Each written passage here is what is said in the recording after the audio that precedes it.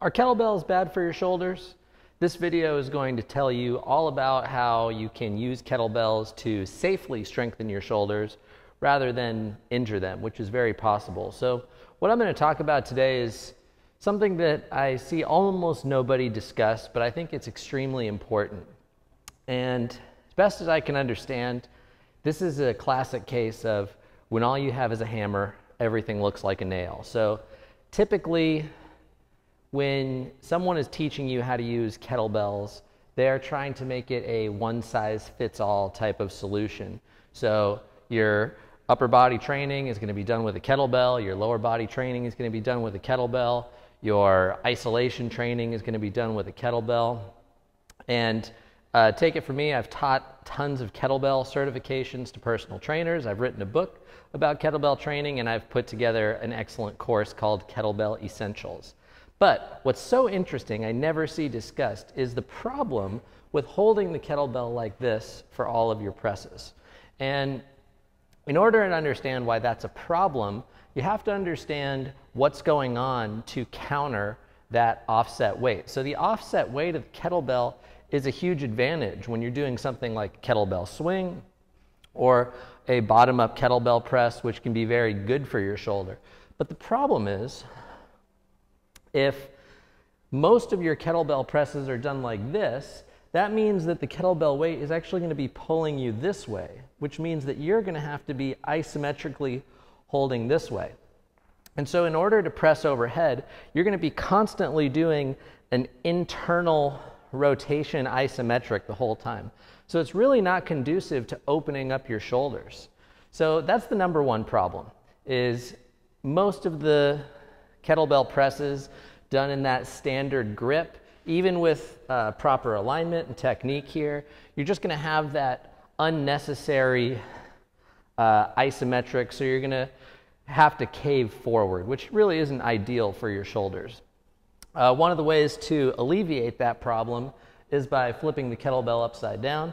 This is extremely good for your rotator cuff and also for your grip. In fact, one of the things that a good physical therapist will do when they're evaluating the shoulder is they will use a grip tester in several different positions to determine whether or not there is a kinetic link from your neck all the way to the end of your grip. And what they'll find a lot of the time is that someone might be strong here, and then up here their grip might become very weak. So this is an indicator that there's a lack of either shoulder integrity or mobility or some sort of dysfunction in that pattern that is preventing you from using all of your grip strength in that range of motion. So the bottom-up kettlebell press is a good solution for that. There's also a rehabilitative press. I call it the reverse kettlebell press. It's not a very clever name, but basically you're going to flip it the other way. So you're going to squeeze nice and tight and hold the kettlebell like this. Now, you're going to have to really check your ego at the door for this exercise, because it is a lot more about the stimulus than about the weight. And that's something I try to get clear to all of my students, regardless of what implement we're using: gymnastics rings, barbells, sandbags, kettlebells, medicine balls especially. It's not about the weight, it's not about the load that you're using, it's about the force that you are creating, and it's about the stimulus that you are getting to that system. So if you're familiar with some rehabilitative exercise, they're usually things you do, like a face pull, for example, where you're pulling a band toward you like that, pulling apart. You see people do the wall slide up against the wall, where you're isometrically pushing into the wall while you slide up and down. So this is actually one of my favorite ways to get that posterior side of the shoulder, because now instead of cranking into internal rotation as I press with that normal press, now I'm actually having to do an external rotation isometric as I press that weight overhead. And this is something that you can do with a windmill. Also, you can do it with a Turkish get-up as well. I like to do a little press and windmill combo, so you can see it's almost like I'm in a side plank type of position, and this feels really good on that back side of the shoulder. So the biggest problem with using kettlebells for upper body strength training is that the position of the kettlebell when you're doing those vertical presses is going to overemphasize what I call internal torque, so you're actually having to isometrically squeeze in rather than expanding and opening.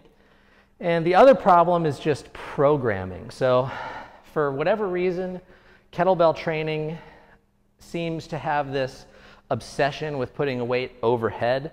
And if you have any experience with lifting, you'll understand that there's other planes. There's the horizontal plane, pushing and pulling. There's upright row and a dip as well. And then there are all sorts of different things in between, depending on what sort of implements you have available.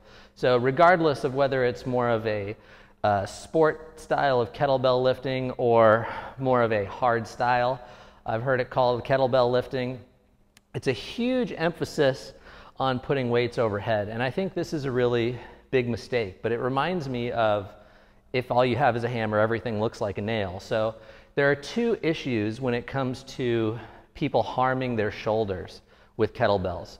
Number one issue is they're always holding it the same way. They have to crank inward as they bring it overhead. And then it actually switches really quick to pulling you backwards. So whereas before it was you're twisting inward, then when you get to the top, you're no longer having to twist, but now it's pulling you back, so you have to quickly switch the other way. And the other problem is programming.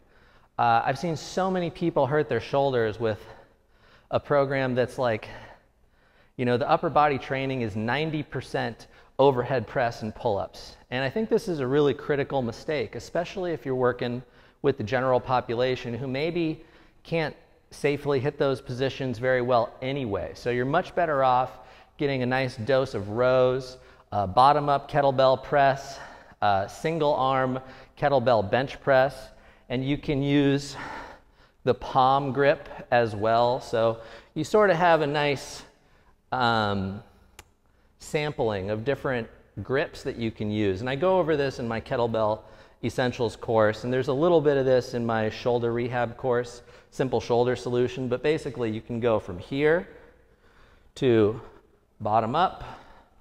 You also have the palm press, and then you have that standard rack position. But don't get me wrong, this is not a bad thing to do.